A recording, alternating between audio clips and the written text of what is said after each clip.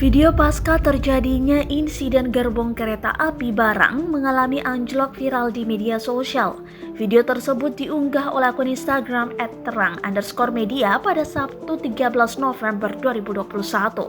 Pada keterangan dijelaskan terjadi kecelakaan sebuah kereta api di Stasiun Peninjauan Karangdapo, Peninjauan, Kabupaten Ogan Komering Ulu, Sumatera Selatan, Jumat 12 November 2021, sekitar pukul 17.30 waktu Indonesia Barat.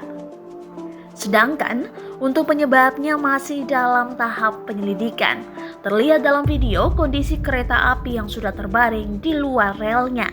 Dilansir dari kompas.com, manajer Humas PT Kereta Api Indonesia Divre 4 Tanjung Karang Jaka Jarkasi membenarkan kejadian itu.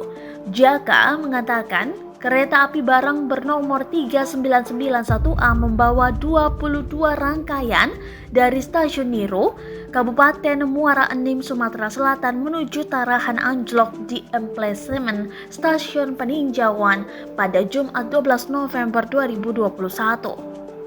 Pukul 17.07, instruksi PPKP Persilangan PLB 3054A dan PLP 3991A di Stasiun Peninjauan, tiba-tiba kereta api 3991A anjlok 4 gerbong nomor 13, 14, 15, dan 16.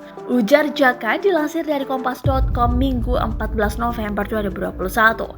Adapun PPKP adalah pengendali perjalanan kereta api. Jaka menuturkan kereta barang yang dimasinisi oleh Dervan Kipawansyah dan asisten masinis Agus Trianto mengangkut bubur kertas buku milik PT TEL. Kerusakan tidak terlalu, terkait penyebabnya masih dalam pemeriksaan tim CO atau tim pemeriksa, kata Jaka.